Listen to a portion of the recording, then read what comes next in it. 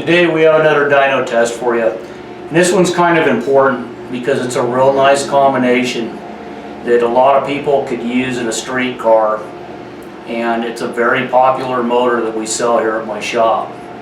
And we've never really got into this particular motor before on our video series, but we wanted to share it with you guys. What we have is a 467, which is based on a 454 2-bolt block at 60 over. It uses a 4-inch crank. We set the stroke at 4-inch, we index the crank, we grind it to set our specs as far as bearing clearances go. And we use a stock GM rod with ARP bolts. We center to center the rods. And the piston is in most our builds, we use a Maul piston with a 28cc dome. It's a 1645 compression height piston with a 1515 3mm ring pack. An excellent piston, always consistent, it's always the same, and it always makes good power. You tailor the compression by just milling the dome down to whatever you need the compression to be. In this case, it's 9.9 compression. We usually shoot for 9.8 to 9.9 on this particular combination. So we use a 781 GM oval port head that's fully ported with a 2190 inch 880 valve. On the intake, we use a Performer RPM intake, and we do some port work to it. As this engine's tested, we're using a 1-inch open spacer with a 1000 CFM AED carb. Now, on the cam, it's an excellent grind for a street car. This engine will easily idle at 800 RPM. It's a 228, 238 Isky hydraulic roller. It's 553, 578 lift on a 111. We advance it 4 degrees when we install it in the motor. So again, that's an excellent street cam. Makes excellent power, it's very streetable, has excellent vacuum.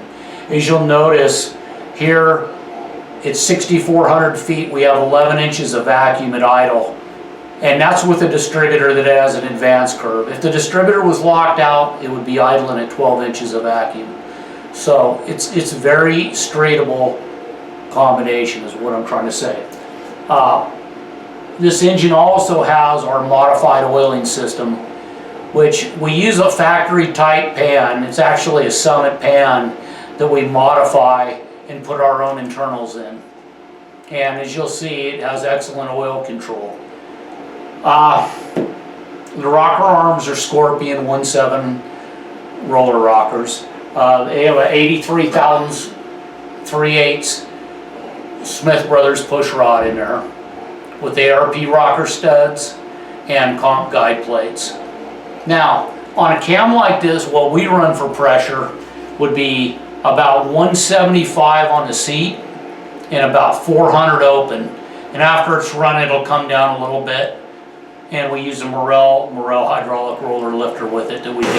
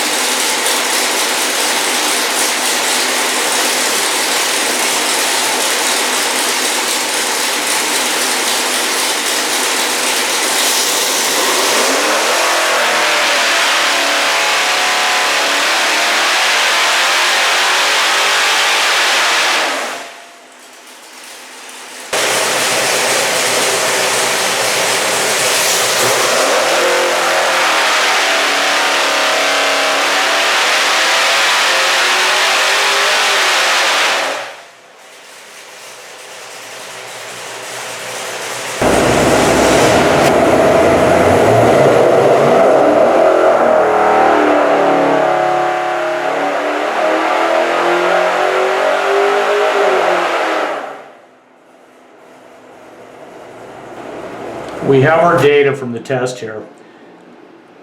This engine, as you look at it, is a very innocent looking engine till you start looking at the power numbers it produces and how mild it is. This is why we like this engine so much. This would be your horsepower column right here. This is your torque column. As you can see, it's over 600 horsepower for an 800 RPM spread. Again, the torque is just barely over 600, but it carries the torque real nicely as well.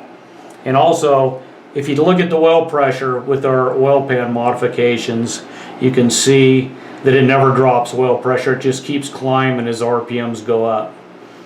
And another thing I would mention, that any hydraulic roller that peaks at 6,300 with a 228 at 50 duration is a pretty healthy cam. I mean, you just really can't beat this combination. That's why we wanted to share it with you.